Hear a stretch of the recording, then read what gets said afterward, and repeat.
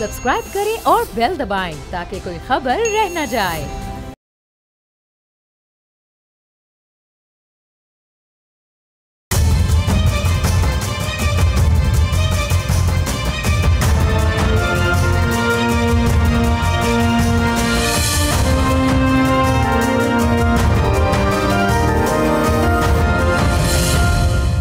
अस्सलाम वालेकुम, आप देख रहे हैं बोल्ड रिपोर्ट्स और मैं हूं बतूल राजपूत।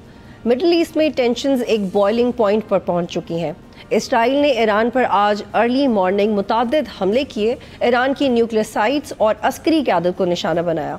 ईरानी स्टेट मीडिया के मुताबिक इन हमलों में ईरानी फ़ौज के सरबराह मोहम्मद बाकरी, पासदार इनकलाब के कमांडर इन चीफ हुसैन सलामी और 6 न्यूक्लियर साइंटिस्ट न्यूट्रलाइज हुए हैं।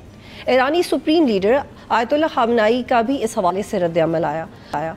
उन्होंने कहा कि जूश हुकूमत ने आज सुबह अपने खून आलूद हाथों से हमारे मुल्क में एक और संगीन जुर्म अंजाम दिया। दुश्मन के हमले में कई अजीम कमांडर्स और साइंसदान शहीद हो गए। इनके जानशीन और साथी फौरी अपनी जिम्मेदारियां संभाल लेंगे। उन्होंने मजीद कहा कि ये हुकूमत सख्त तरीन सज़ा की मुंतज़िर है, हम उन्हें हरगिज़ नहीं छोड़ेंगे। इस बयान के बाद ईरान की तरफ से 100 से ज़ायद ड्रोन्स इसराइल पर मारे गए, लेकिन इसराइली फोर्सेस के मुताबिक ये ड्रोन्स इंटरसेप्ट कर लिए गए हैं। अमेरिका ने भी इस सारी सूरत हाल पर रिएक्ट किया। अमेरिकी secretary of state Marco Rubio ने कहा कि हम इस हमले में शरीक नहीं हैं, लेकिन ईरान ये समझता है कि अमेरिका इस हमले में 100% शरीक है। पाकिस्तान भी इस सारी सूरत हाल पर नज़र रखे हुए है। फॉरेन ऑफिस ने कहा कि पाकिस्तान ईरान के खिलाफ इसराइली जाहिरियत की शदीद मजम्मत करता है। ईरान पर इसराइल का हमला नाकाबिल कबूल और बिला जवाज़ है। इसराइली हमले ईरान की खुद मुख्तारी और इलाकाई सालमियत की खिलाफ वर्जी हैं। ये मामलात कहाँ रुकेंगे? Also it's a major blow to Iran strategic assets, और इस ऑपरेशन से ईरान की डिफेंस कैपेबिलिटीज़ पर बड़े सीरियस सवालात उठते हैं। अमेरिका और दीगर ममालिक कहाँ स्टैंड कर रहे हैं, इस हवाले से भी बात करते हैं। हमारे साथ मौजूद है जनरल जाहिद महमूद, दिफाई तज्ज़िया निगार हैं, और डॉक्टर कमर चीमा, इंटरनेशनल रिलेशंस को बहुत अच्छे से जानते हैं। जनरल साहब, पहले आप ये बताइएगा कि एक बड़े अरसे से इंटरनेशनल मीडिया रिपोर्ट कर रहा है कि ईरान इसराइल की एटमी तनसीबात पे हमला कर सकता है, लेकिन जिस तरह से ये हमला किया गया, इसकी प्रिसीजन, इसकी इंटेंसिटी, ये एक्सपेक्टेड थी वाकई? जी बिस्मिल्लाहिर्रहमानिर्रहीम। Batool, thank you very much for the invite. जी बिल्कुल एक्सपेक्टेड थी, और लास्ट एक 48 आवर्स से तो बिल्कुल अभी कंफर्म था कि वो दे विल अटैक, बट इसको इस लेवल पे ले जाएंगे, इतनी प्रिसीजन की स्ट्राइक होगी, प्रॉब्ली ईरान भी सरप्राइज हुआ जी इससे। और बाकी तो हम देख रहे थे इजराइल की बहुत अरसा से ये कोशिश हो रही थी। प्रेसिडेंट ट्रंप की जो भी लास्ट स्टेटमेंट आई कि लाइकलीहुड लेस लाइकली का सक्सेस की आफ्टर द टॉक्स, और उसके बाद प्रेसिडेंट ऑफ ईरान जो पाकिस्तान की आई, उनकी जो स्टेटमेंट थी कि we will engage the American targets अगर हमें अटैक हुआ, तो उस पर तो बिल्कुल ही क्लियर हो गया। और इतना जो इसकी जो इंटेंसिटी है, it is a serious intensity, because ये जो कॉन्फ्लिक्ट है जी, आप तो इसके पूरे रीजन को अपनी लपेट में ले लिया हुआ है, और उसके बाद ये रुकने वाला नहीं है। इट विल एक्सपैंड, इस पे बाद में डिस्कशन हो सकती है। बट ज़ायनिज़्म इन इजराइल और हिंदुत्व जो एप्लीकेशन है सेफ्रेनाइज्ड, इनकी दोनों की पॉलिसीज मिलती हैं और एक दूसरे को सपोर्ट कर रहे हैं, कॉम्प्लीमेंट कर रहे हैं। एंटी इस्लाम और एक्सपेंशनिस्ट अपनी दोनों की जो नट क्रैकर टाइप सिचुएशन वो क्रिएट करना चाहते हैं मिडल ईस्ट और इस रीजन में। तो I think we have a serious business in this region अब इन इवेंट्स के बाद। बिल्कुल। कमर चीमा साहब, आप ये बताइएगा, इससे पहले भी जनरल कासिम सुलेमानी से लेके कुछ ईरानी एटॉमिक साइंटिस्ट को न्यूट्रलाइज किया गया। ये कितना बड़ा सिक्योरिटी लैप्स है ईरान के लिए, क्योंकि ये एक्सपेक्ट तो कर रहा था ईरान किस तरह का हमला हो सकता है। ईरान की टॉप लीडरशिप को हमला करना और एक बड़ा हमला, ये इनसिक्योरिटी है ईरान के लिए। देखिए, जनरल कासिम सुलेमानी जब उनको हमला किया गया तो वो भी इनसाइडर जॉब थी, कोई अंदर से इन्फॉर्म कर रहा था। अगर आपको याद हो कि जो हमास के चीफ इस्माइल हानिया को IRGC के कंपाउंड के अंदर हिट किया गया, वो भी इनसाइड जॉब थी। आज अगर पहले कुछ मोमेंट्स के अंदर ही IRGC के चीफ एंड आर्मी के चीफ जो हैं, अगर उनकी शहादतें हो जाती हैं तो that is again an inside job. ये कैसे हो सकता है कि ईरान इजराइल का कभी निशाना नहीं चूकता? वो हमेशा वहाँ स्ट्राइक करते हैं जहाँ पे हाई वैल्यू टारगेट, एक प्रिसीजन स्ट्राइक करते हैं, हाई वैल्यू टारगेट अंदर मौजूद होता है, और वो आप देखें ना, आप जंग किसी के साथ शुरू करें और पहले कुछ मोमेंट्स में उनके टॉप मिलिट्री चीफ को आप ख़त्म कर दें, तो आप इमेजिन करें what is the situation of the moral. It means कि ईरान का तमाम जितने भी टॉप लीडर्स हैं वो तो उनकी रेंज के अंदर हैं। एक तो इसको इस एंगल से देखा जाना चाहिए कि उनको ऑलरेडी पता है, और लगता ये है कि बहुत बड़े पैमाने पे ईरान की जो सिक्योरिटी अपरेटस है वो कॉम्प्रोमाइज़ है। अगर अदरवाइज़ इस तरह की चीज़ें जो हैं फोर्सेस के अंदर दुनिया में जंगें होती हैं, ऐसी चीज़ें नहीं होती। पहली बात तो ये है। दूसरी बात, जो प्रेसिडेंट ट्रंप का भी मैसेज उनके social media handle truth social पे आया है, वो बिल्कुल एक डिफरेंट मैसेज है। इससे पहले जो वो बात कर रहे थे तो यही चल रहा था कि शायद टॉक्स की बात हो रही है, इजराइल को मना किया जा रहा है कि आप इसको सैबोटेज ना करना। ओमान के अंदर डिस्कशंस बिल्कुल प्लान थी, और सुबह जो मार्को रूबियो की स्टेटमेंट आई उसमें भी यही कहा गया कि हमारा इसमें कोई किरदार नहीं। और अभी जो प्रेसिडेंट ट्रंप ने कहा है, उसने कहा है कि मैंने पहले वार्न किया था, हॉक्स थे, उन्होंने मसला ख़राब किया। आप वो ज़रा उस स्टेटमेंट की लैंग्वेज और उसके अंदाज से आपको पता चलेगा कि ऐसे लग रहा है कि डोनाल्ड ट्रंप साहब जो हैं उनकी फुल सपोर्ट थी। जनरल साहब, एक तो आप भी इस सवाल का जवाब दीजिएगा कि how Israel could do that so comfortably, whether it was an insider job और whatever they had plan, but how could they do this so comfortably.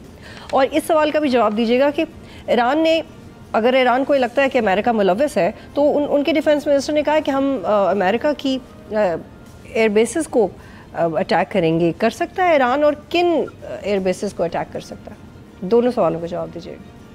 देखिए, इस वक्त स्ट्रेटेजिक पोजीशन सारे ले रहे हैं। ईरान, देखिए, आप पे जितना भी बड़ा मुल्क, आपसे जितना भी बड़ा मुल्क, पावरफुल मुल्क भी आपके ऊपर जब हमला करता है या आपको थ्रेटन करता है, तो आप इसी तरह की स्टेटमेंट्स देते हैं जी। आप ये तो नहीं कह सकते जी कि हम इन्वॉल्व नहीं है, हम नहीं करेंगे, हम कुछ भी। आप रिस्पॉन्स करते हैं, और चार्टर 51 आपको यूनाइटेड नेशन का बिल्कुल पूरा राइट देता है कि आप रिस्पॉन्ड करें।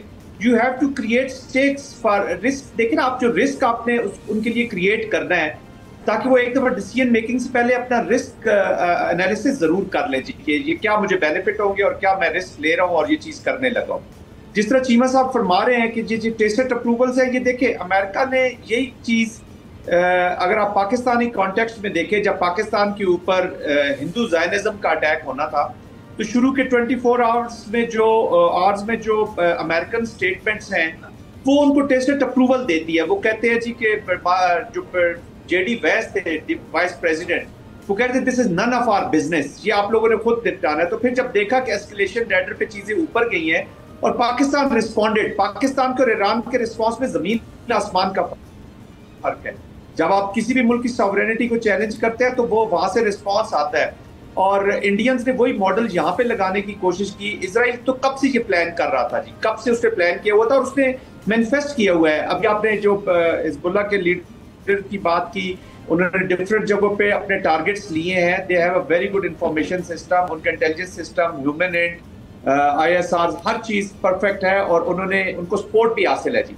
तो टेसिट अप्रूवल अमेरिका ने पाकिस्तान के कॉन्टेक्स्ट में भी थोड़ी सी दे रखी थी, वो तो हमारे रिस्पॉन्स ने, तो फर्स्ट 24 आवर्स रादर पहले 40 मिनट्स के रिस्पॉन्स ने ही चीजें टॉपसी टर्वी कर दी। तो first casualty of any war is always the plan. और फिर हमारे कॉन्टेक्स्ट में शुरू तो इंडिया ने किया, लेकिन उसको एंड पाकिस्तान ने किया। इसलिए तो आप देखते हैं कि वहां पर उन्होंने फॉरेन स्टार्स चेंज किए हैं और वो मीनिंगफुल हो गया पाकिस्तान। अगर ईरान भी इसी तरह का रिस्पॉन्स माउंट करता, या उसकी कैपेबिलिटी है, अभी भी वो रिस्पॉन्ड तो करेगा किसी न किसी शेप में। वो जब अगर देखते हैं कि इजरायली इंटरेस्ट को टारगेट कर रहे हैं और वो इफेक्टिवली टारगेट कर रहे हैं, तो देखिएगा कि आप इसमें भी तब्दीली आ जाएगी। और उनकी सॉवरेनिटी चैलेंज हुई है। ईरान कब से, अदरवाइज इनकी मिलिट्री का अगर वो रिस्पॉन्स नहीं करते तो ऑलरेडी उनके सेंटर ऑफ ग्रेविटीज अगर उनकी लीडरशिप के अंदर थी तो वो हिट हुए हैं। और IRG कमांडर का हिट होना बेसिकली जो रेवोल्यूशनरी कॉन्सेप्ट्स हैं या जो आइडियोलॉजीज हैं या जो एक वो उसका इम्पैक्ट है, उसको टारगेट किया गया है कि हम इस रिजीम को चेंज करना चाहते हैं। लेकिन जनरल साहब, आपको याद है कि 22 अक्टूबर के हमास के हमले के बाद जब ईरानी लीडरशिप को टारगेट किया गया था ईरान के अंदर, और प्रॉबेबली इनका कोई बड़ा नेशनल डे उस वक्त सेलिब्रेट हो रहा था, तो उसके फौरी बाद ईरान ने इजराइल के ऊपर 100 मिसाइल दागे थे और ऐसे लग रहा था कि एक बाकायदा जंग छिड़ गई, लेकिन फिर मजीद हमले नहीं हुए।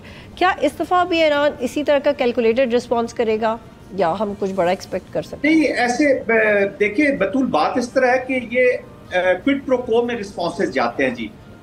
जो मिलिट्री की जो एप्लीकेशन है उसकी अगर आप स्ट्रेटेजिक कंस्ट्रक्ट देखें तो उस कॉन्टेक्स्ट में तो इनको कम से कम मैचिंग रिस्पॉन्स में तो जरूर जाना चाहिए।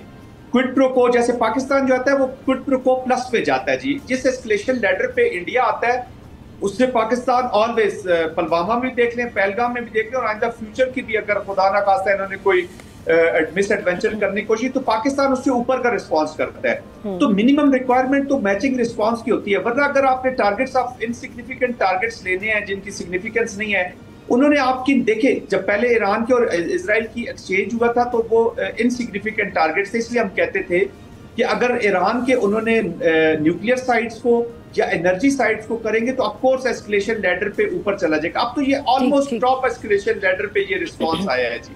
तो अब इनका रिस्पांस भी जब तक ये ऐसी चीज को हिट नहीं करेंगे या ऑब्जेक्टिव नहीं लेंगे जो एक दफा इजराइल को हिला देगा, ताकि अगली दफा कम से कम वो अपना प्रोसेस में माइंड में एक दफा डाले कि ये रिस्पॉन्सेज आ सकते हैं। ठीक है जल साहब, मैं दोबारा आपके पास आती हूँ। कमर चीमा साहब, ईरान और अमेरिका के दरमियान न्यूक्लियर प्रोग्राम के हवाले से मुज़ाकरात चल रहे थे, इस हमले के बाद ये मुज़ाकरात रुक जाएंगे? जी देखिए, मुज़ाकरात चल भी सकते हैं लेकिन फ़िलहाल तो मुमकिन नज़र नहीं आता। उसकी वजह यह है कि मुज़ाकरात का मकसद क्या था। मुज़ाकरात का मकसद ये था कि ईरान के लिए कि हम अमेरिका के साथ ताल्लुकात को नॉर्मलाइज करें, और जो प्रेसिडेंट पज़ेश्कियान की जो गवर्नमेंट है, ये जो नई गवर्नमेंट आई थी, इन्होंने बेसिकली ये तासुर दिया अमेरिका को और वेस्ट को कि हम इंगेज करना चाहते हैं और हमारे साथ कारोबार करें, इंगेज करें। और ख़त लिखा इन्होंने भी आई थिंक अमेरिकी सदर को। अभी हाल ही में ईरान के फॉरेन मिनिस्टर ने वाशिंगटन पोस्ट में एक आर्टिकल लिखा कि हमसे कारोबार करें, हमें एज एन मार्केट देखें। लेकिन ज़ाहिर बात है कि अमेरिका के अंदर एक डिफरेंट माइंडसेट है, तो मुझे नहीं लगता कि ये चीज़ें दोबारा आगे चलेंगी। उसकी वजह यह है कि जब आपकी टॉप मिलिट्री लीडरशिप जो है उसको असैसिनेट कर दिया जाए तो कौन अलाउ करेगा। और अभी तो जंग शुरू हुई है। अभी तो नेतन्याहू कह रहा है कि मैंने जो है वो अभी 10 दिन चलेगी। अमेरिकी सदर की जो स्टेटमेंट आई है वो बड़ी सख्त स्टेटमेंट है। दूसरी तरफ से अगर आप ये देखें कि ईरान कैसे बैठ सकता है इस सिचुएशन में अमेरिका के साथ, जिसमें अमेरिकी सदर ये कह रहा है कि हम तुम्हें एलिमिनेट कर देंगे, डिस्ट्रक्शन हो जाएगी, सरेंडर कर दो, बैठ जाओ, अभी भी मौका तुम्हारे पास है। तो मेरा नहीं ख्याल कि मुज़ाकरात जो हैं वो तो ख़त्म हो चुके हुए हैं, और ईरान ने आई थिंक विड्रॉ भी कर लिया। वो कह रहे हैं कि हम नेक्स्ट राउंड में नहीं जा रहे। तो ये यहाँ इसका एक ये भी एंगल है कि इन मुज़ाकरात जो थे बेसिकली एक बहाना था टू हिट ईरान, और वो ये भी एक तस्वर जो है उसको लिया जा रहा है कि ईरानियों को इंगेज कर लिया गया। कंवर साहब मैं आपकी तरफ दोबारा आती हूँ। मेरे पास 2-3 सवाल है, आप दोनों को एंगेज करने हैं, आप रुकिएगा ज़रा। जनरल साहब, क्या मिलिट्री बैलेंस मेंटेन्ड है, क्योंकि दोनों ममालिक ने एक दूसरे पे हमला किया है? जी बैलेंस तो मेंटेन नहीं है न वे कि इस वक्त ईरान ने कुछ सिग्निफिकेंट जो है वो उनको स्क्वीज नहीं किया है या उनके लिए कोई ऐसी टारगेट नहीं किया। देखिए हमले तो होते रहते हैं, हम लोग तो चलते रहते हैं, उनका वो चलता भी रहा, पहले भी उन्होंने रिस्पॉन्ड किया, लेकिन एक लॉजिकल एंड तक देखता ये होगा कि at the end of the day जो मिलिट्री नोशन ऑफ विक्ट्री है वो कौन लिखता है जी। अगर तो ईरान जो है वो कम कर जाता है इस प्रेशर के नीचे, तो उसके लिए तो फिर ये this conflict is now going to the next stage, और नेक्स्ट स्टेज में रीजन के और भी ममालिक बीच में आएंगे जी। तो लेकिन इस वक्त बैलेंस। अच्छा जनरल साहब ये शॉर्टली बताइएगा कि अगर न्यूक्लियर साइट्स पे अटैक होता है ईरान में तो न्यूक्लियर रेडिएशंस की क्या इंटेंसिटी होगी, just for the sake of knowledge? देखिए इंटेंसिटी तो अब it is too early to predict, क्योंकि ईरानियंस डिनाई कर रहे हैं कि कोई इस तरह का उन्होंने सीरियस एक्सीडेंट हुआ है, लेकिन आईएई ने कंफर्म किया है कि उनकी जो मेन साइट है वो हिट हुई है। और अगर ये रेडिएशन का होता है तो फिर तो पूरी दुनिया के लिए ये एक बहुत बड़ा अलार्म है जी। ये इन ममालिक को सोचना चाहिए था कि अगर वहाँ पे यूरेनियम एनरिच हो रही थी और वहाँ पर अगर लीकेजेस है तो आई थिंक तो फिर तो ये पूरे रीजन के लिए, फिर चाइना, रशिया, इन सब के लिए एक बहुत बड़ा चैलेंज हो जाएगा, ईरान के लिए चैलेंज हो जाएगा, इवन इंडिया, पाकिस्तान, हम सारे उससे इफेक्ट हो जाएंगे जी। जी कमर चीमा साहब, आपसे मेरा आखिरी सवाल ये कि एक तो पाकिस्तान ने जो रिएक्शन दिया, सऊदी अरब ने भी इस हमले की मजम्मत की है, डिप्लोमेटिकली ममालिक किस तरह से बिहेव करेंगे, कौन किसको सपोर्ट करेगा, क्या खुदा न खास्ता ऑल आउट वॉर की तरफ जा रहे हैं? देखें, पाकिस्तान की पार्लियामेंट ने, सेनेट ने और नेशनल असम्बली ने एक भरपूर रेजोल्यूशन आज पेश किया और मैं समझता हूँ कि ये पाकिस्तान की सारी कौम की तर्जुमानी करता है। ईरान हमारा एक ब्रदरली इस्लामिक कंट्री है और अभी हाल ही में पाकिस्तान की मिलिट्री सिविल लीडरशिप वहाँ मौजूद थी। सवाल ये पैदा होता है कि पाकिस्तान डिप्लोमेटिक, पॉलिटिकली, मॉरली और लीगल फ्रेमवर्क में हर तरह ईरान को सपोर्ट करती रहेगी और मैं समझता हूँ करना भी चाहिए। लेकिन आपको पता है ये नेशन स्टेट सिस्टम है, इसमें हर मुल्क की अपनी नेशनल सिक्योरिटी डॉक्ट्रिन है, अपने नेशनल सिक्योरिटी ऑब्जेक्टिव्स होते हैं, अपने फॉरेन पॉलिसी ऑब्जेक्टिव्स होते हैं, इंटरेस्ट होते हैं, उनको परसू करना, उस हवाले से हिकमत अमली तैयार करना वो उन मुल्कों को ही पता होता है। लेकिन पाकिस्तान ज़ाहिर बात है हर तरह से जो रूल्स बेस्ड इंटरनेशनल ऑर्डर के फ्रेमवर्क के अंदर ईरान को सपोर्ट करता रहेगा। कमर चीमा और जल महमूद, बहुत शुक्रिया आप प्रोग्राम में ज्वाइन कर रहे थे। यहाँ पे एक ब्रेक लेते हैं, फिर वापस आएंगे।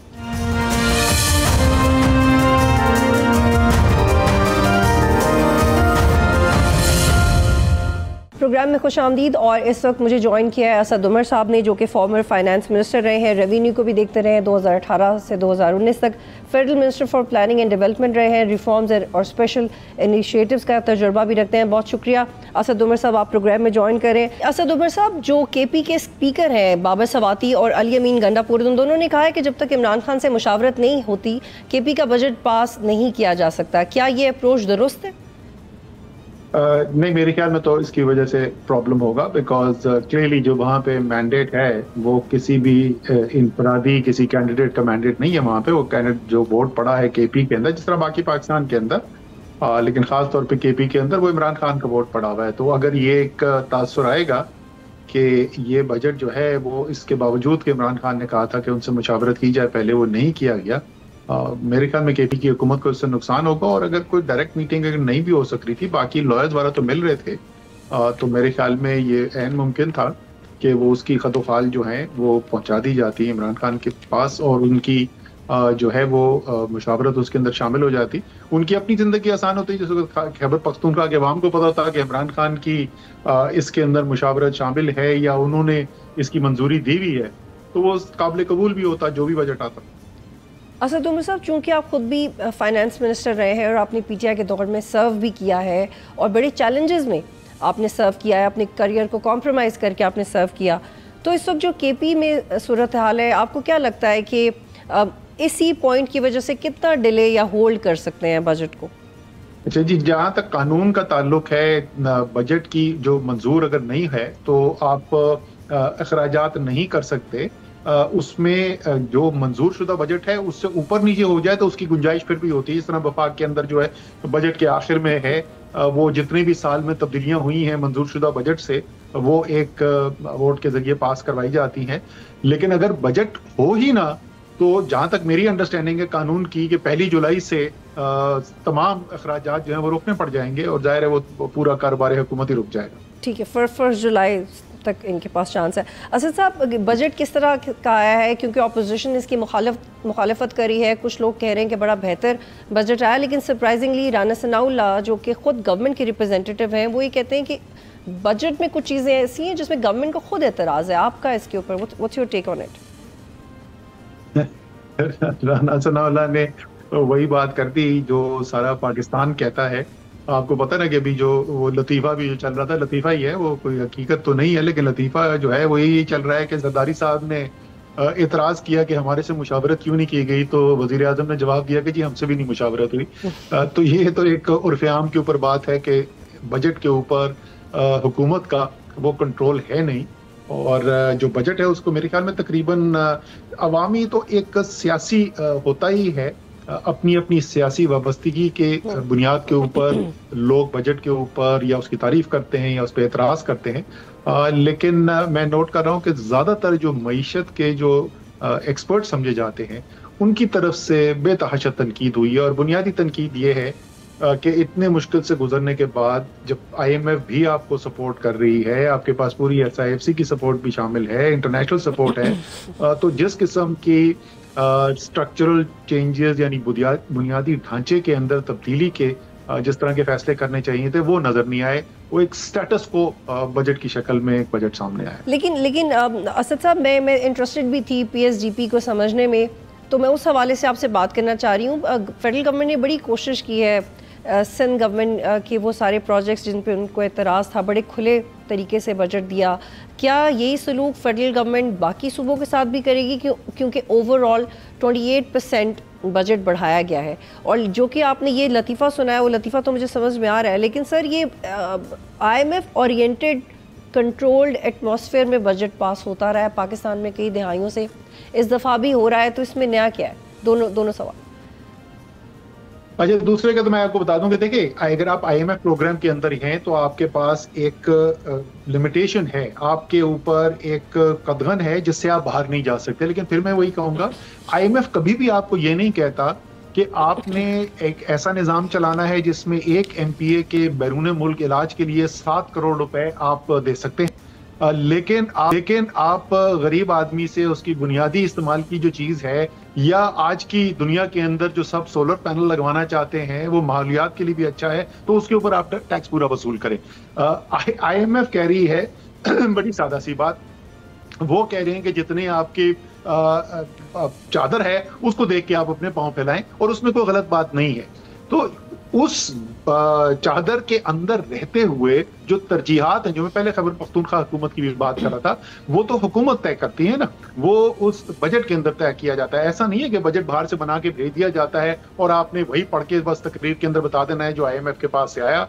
इस बजट के अंदर आपने किसान को जो इतनी सख्त मुश्किल से गुजर रहा है, वहां पे उसको कोई रिलीफ होते हुए नहीं देखी। आपने मुतवसत तबके का तनख्वाहदार जो तबका है, जो बिल्कुल पीस दिया गया था पिछले साल के बजट से, उसमें कुछ लोगों के लिए मामूली सी रिलीफ है और ज्यादातर के लिए कुछ भी रिलीफ सब एग्रीकल्चर के ऊपर आते हैं, बट उसी वक्त उसके ऊपर आएंगे। लेकिन एक सवाल ले लीजिए, उनसे कोई टैक्स नहीं वसूल किया जा रहा। ये IMF आपको ये काम करने से नहीं रोकता, बल्कि इनमें से कई वो काम है जो IMF कहता है करें। वो कहते हैं कि आप ताजिर से अपने टैक्स वसूल करें, लेकिन हम नहीं कर रहे जी। वो ये भी कहते हैं कि सैलरी क्लास पे कम टैक्स लगाएं, लेकिन ये भी हम नहीं करें। अच्छा सर, ये बताइएगा कि एग्रीकल्चर पे आने से पहले कि जो एक्सपेंडिचर की अभी आप मिसाल दे रहे थे, अब मैं चूँकि I have to be devil's advocate just to understand the point, अब फाइनेंस मिनिस्टर ये कह रहे हैं कि हमने एक्सपेंडिचर कम से कम किया है। ये और बात है कि PSDP बढ़ा दिया, ये और बात है कि प्रोविंशियल सूबों उस कॉन्टेक्स्ट में 28-30% ज़्यादा पैसे दे दिए, सिंध को ख़ास तौर पे दे दिए कि अलायंस खुश रहें। लेकिन वो फिर ये क्यों कह रहे हैं कि हमने कंसोलिडेट किया है इस कॉन्सेप्ट को कि इससे नीचे हमारा एक्सपेंडिचर नहीं जा सकता? फिर वो ये क्यों कह रहे हैं? नहीं, वो खैर बिल्कुल जो ये तो उन्होंने दुरुस्त बात नहीं की। ये मुनासिब बात नहीं है कि इससे कम एक्सपेंडिचर नहीं हो सकता था। वो एक ही वो MPA भी बोलता होगा सब मेरी मिसाल क्यों देते हैं, लेकिन क्या ये कहीं पे लिखा हुआ है कानून के अंदर कि ये जरूरी है कि आप ऐसे निजाम को चलाएं जिसके अंदर एक शख्स की इलाज के लिए 7 करोड़ रुपए आप खर्च करने को तैयार हैं? असद साहब, वो कौन सा उनका नाम बता दें, तो नाम बताएं किसने 7 करोड़ रुपए खर्च करवाए? कंसोलिडेशन की टोटल एक्सपेंडिचर की वो बात कर रहे हैं। शायद, मुझे नहीं पता वो किस बुनियाद पे कह रहे हैं, लेकिन शायद वो इस बुनियाद पे कह रहे हो कि सबसे बड़ा हिस्सा जो हमारे बजट का होता है वो सूद की अदायगी होता है। क्योंकि स्टेट बैंक ऑफ पाकिस्तान ने, सेंट्रल बैंक ने हमारा पॉलिसी रेट में कमी की है, वो 22% तक चला गया था, वो इस वक्त 11% पे आया है। उसकी वजह से सूद की अदायगी के अंदर बहुत सारा अगले साल पैसा बचेगा, शायद उसको शामिल करके कर रहे हो। लेकिन अगर मैं उसको निकाल दूं, जो नहीं शामिल करना चाहिए, उसका हुकूमत चलाने के अखराजात से कोई ताल्लुक नहीं है, तो बाकी जो अखराजात है उसमें तो बहुत ज्यादा आपको इजाफा होता हुआ नजर आ रहा है।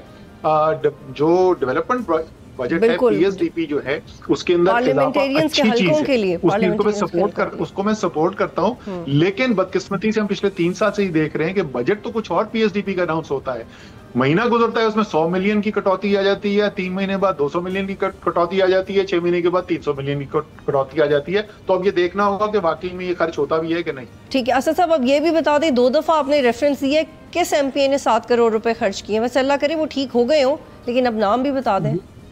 ये सिंध असेंबली के MPA हैं जिनको सिंध गवर्नमेंट ने मुल्क से बाहर इलाज के लिए इजाजत दी है। वो तो सारे आप ही के मीडिया से हमारे पास खबर आई है, पिछले 2-3 दिन पहले की खबर है। अभी तो पता नहीं, शायद गए भी नहीं है वो इलाज करने के लिए, लेकिन उसकी मंजूरी दी गई है। तो चलें, शायद वो डिजर्व करते हैं वो, लेकिन क्या आपको ये भी पता है, क्योंकि आपने इतना जिक्र किया, किस बीमारी के इलाज के लिए वो जा रहे हैं?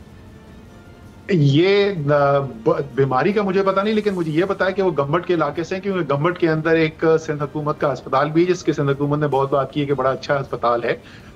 बीमार इंसान जो भी है, चाहे वो गरीब हो या अमीर हो या एमपी हो, वो इलाज करवाने का हक रखता है।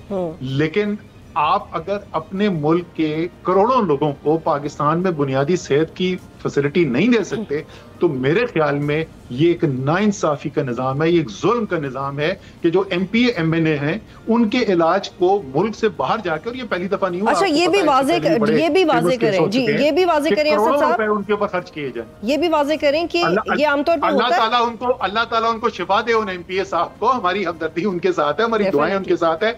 लेकिन ये नाइंसाफी के निजाम के पाकिस्तान के अवाम के लिए कुछ और असूल और एमपी एमएनए के लिए कुछ और असूल, ये बिल्कुल भी ठीक चीज नहीं। ठीक है, लेकिन क्या आमतौर पे होता है ऐसा कि कोई एमपी एमएनए इतना ज्यादा विड्रॉल कर सके इलाज के लिए? क्या आमतौर पे ऐसा ये लीगल है, होता है?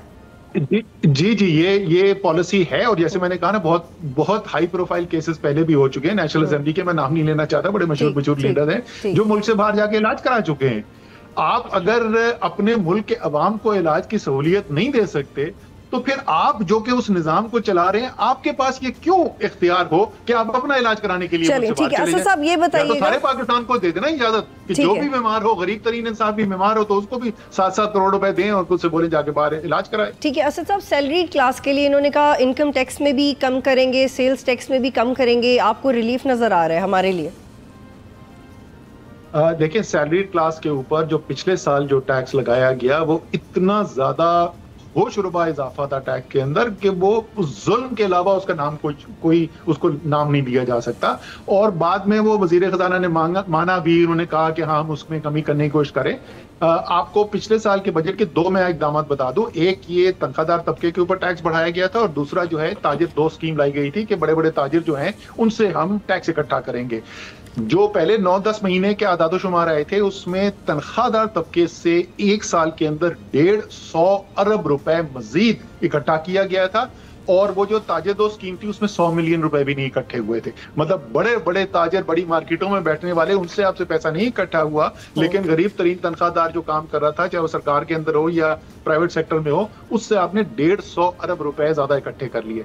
अब जो इन्होंने नीचे के 2 स्लैब्स हैं, उसमें जो कमी की है वो मुनासिब है, लेकिन उसके बाद जैसे ही आप मुतवस्सित तबके पे आते हैं, क्योंकि वो लोग भी जो है वो मोटरसाइकिल चलाने वाला है, वो कोई एयर कंडीशनर घर में रखने वाला नहीं है, जो तीसरे स्लैब में आते हैं, वहां पे वो ना होने के बराबर कमी है, और उसके ऊपर तो बिल्कुल भी नहीं है।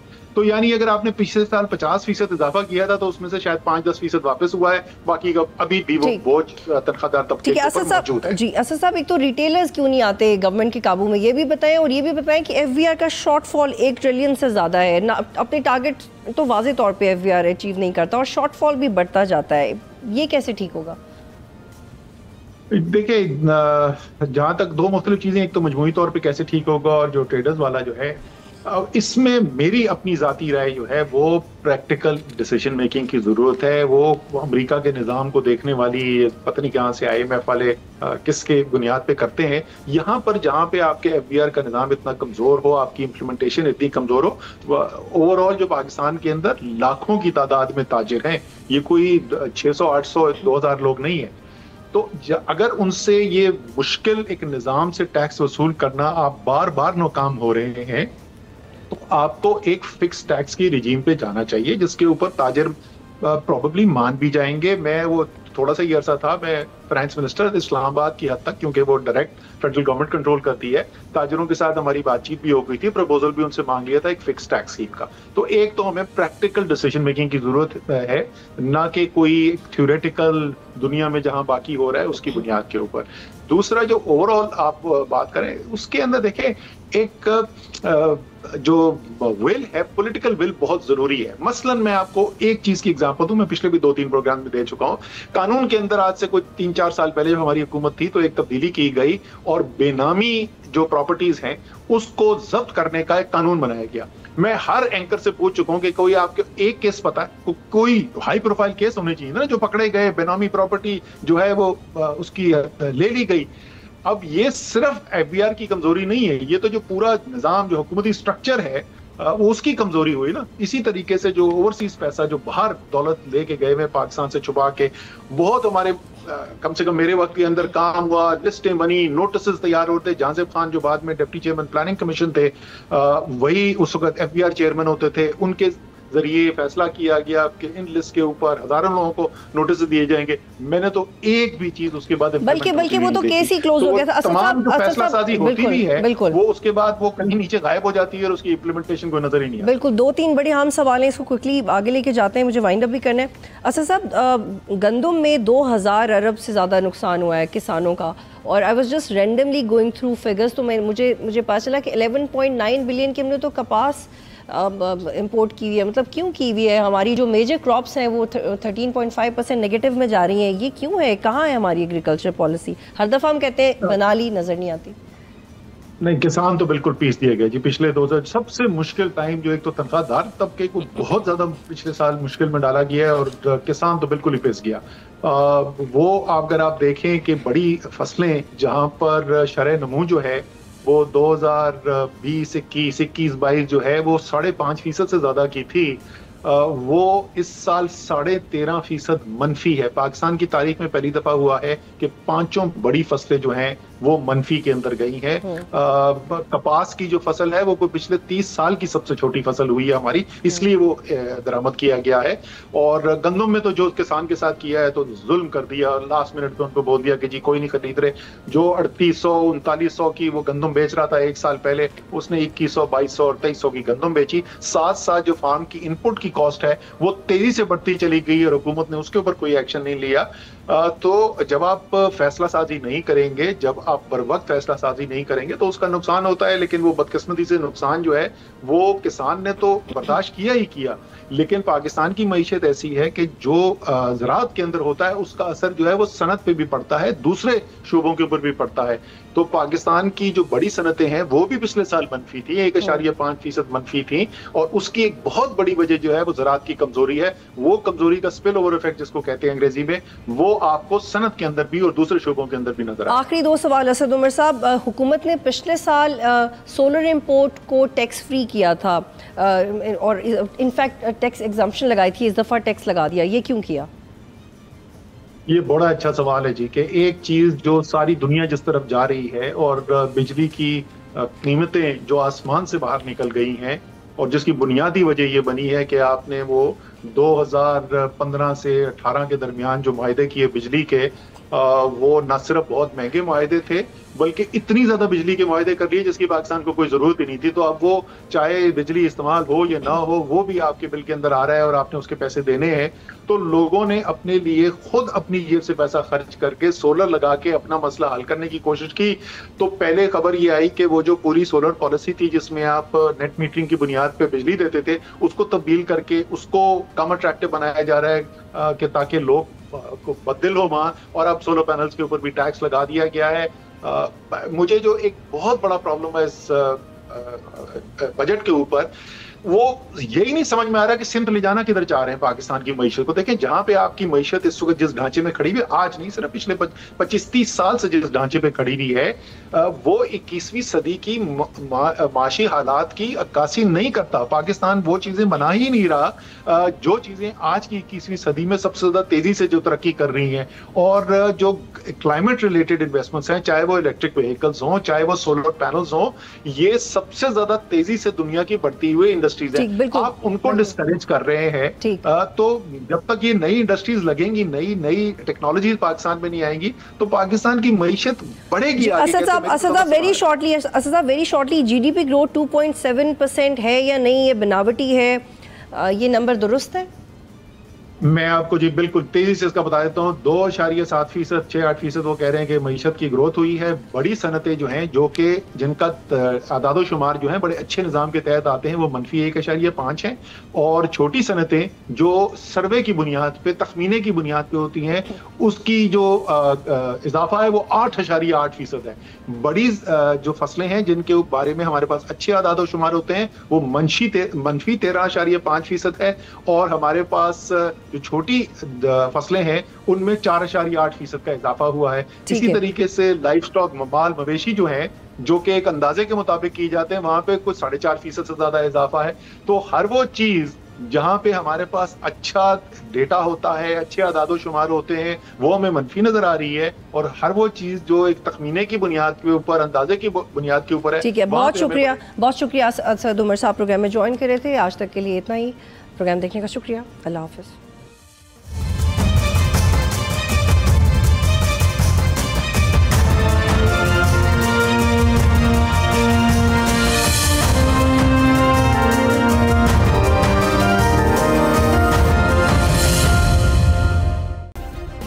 सब्सक्राइब करें और बेल दबाएं ताकि कोई खबर रह न जाए।